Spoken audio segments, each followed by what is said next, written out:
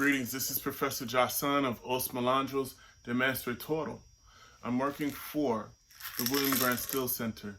So this week we're going to talk about the Ladarina and we will talk about the Berimbau.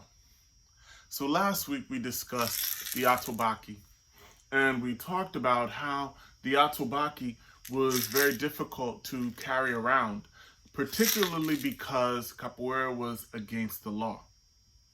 So, due to the fact that capoeira was against the law, and whenever capoeira horas would get raided by the police, the capoeiras they shifted their focus from the Atobaki to the Berimbau. So the focus became more about this instrument and less about the Atobaki. The Atobaki was still prominent, but the instrument that gained the most prominence was this instrument here, the Berimbau. So I want to talk a little bit about the aspects of this instrument, and I will talk about how you play it, and then we'll discuss a Ladarina and what that is. So first, the parts of the instrument are as follows. This is the baqueta. Okay, the baqueta. This is kashishi. This here, that is the cabasa, excuse me. This here is usually either a large coin or a stone, and we call that the dobrão. This here, that is the arame. And this right here, this is the verga. So when we are playing the Berimbau, I'm just going to show you one toki on the Berimbau, and that will be Angola. So Angola goes as follows. The main notes on the Berimbau are this: buzz, buzz, open, and then closed. All right? So very simple: buzz, buzz, or buzz, open, close. These are going to be the main notes that we'll be playing when we play the Berimbau.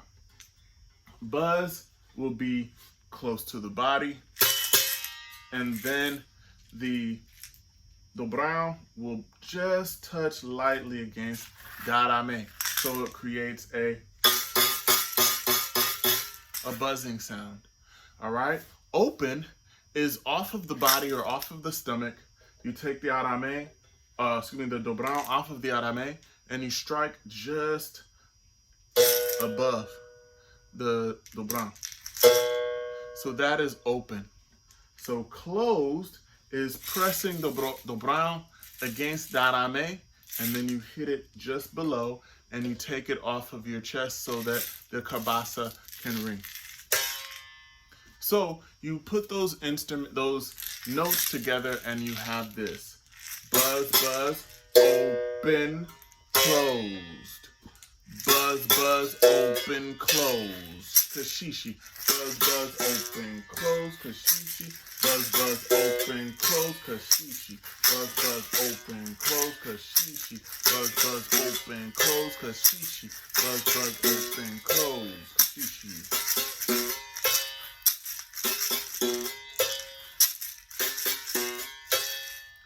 And this is the toque called Angola.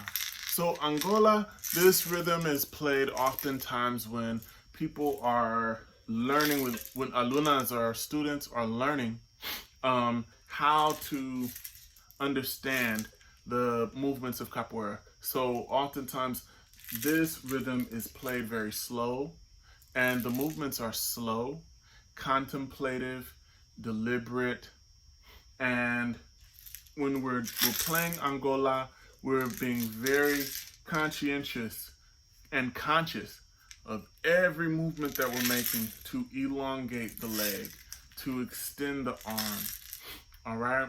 And we're thinking of how to be as fluid and technical as possible. But this rhythm oftentimes is the rhythm that one would play when practicing, particularly in Capoeira Angola. And when we talked about last week, there used to be 3 atubakis. Now, instead of 3 atubakis, there's probably 1 atubaki, and there are 3 birimbaus. So these birimbaus will be as follows. They will be viola, violina, behaboy. Okay? Some people might call it gunga. So when we see these 3 birimbaus, each birimbau at different points in time are playing different rhythms. Some aspects, some birimbaus in the bateria are improvising.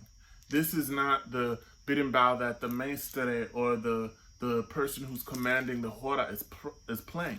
The person who's commanding the roda is playing the basic rhythm, because as they're commanding that roda, what they're doing is singing. So it's kind of hard for them to, it's kind of hard to be improvising and playing all of these different improvised notes as you're trying to lead the song and command the roda, and also watch out for any problems that might arise. So in terms of this, when we play capoeira, there are various songs. The songs are as follows.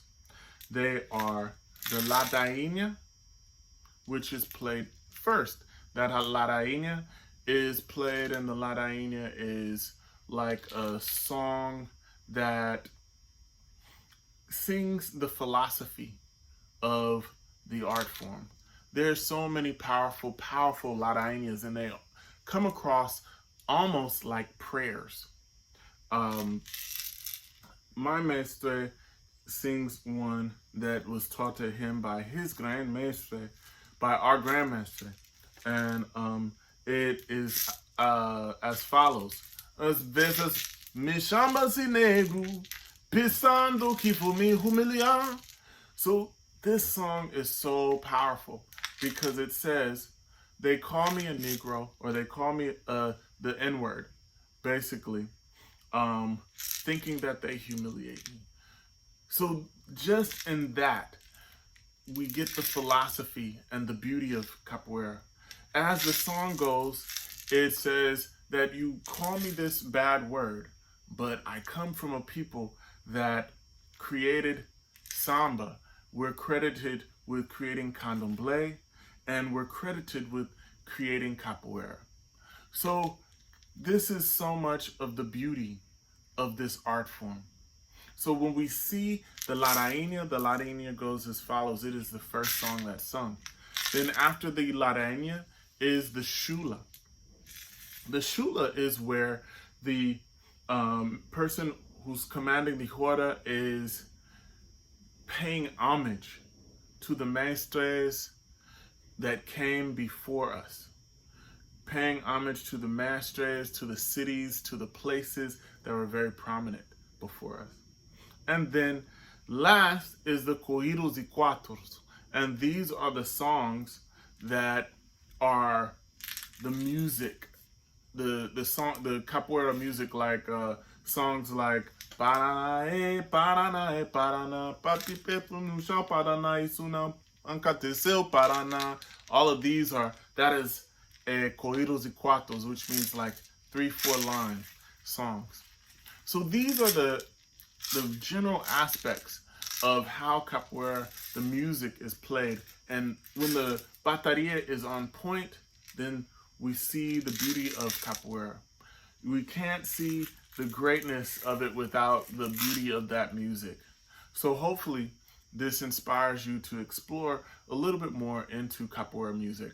I'm Professor Jahsun of Os Melandros e Mestre Toro, and I hope to see you next time.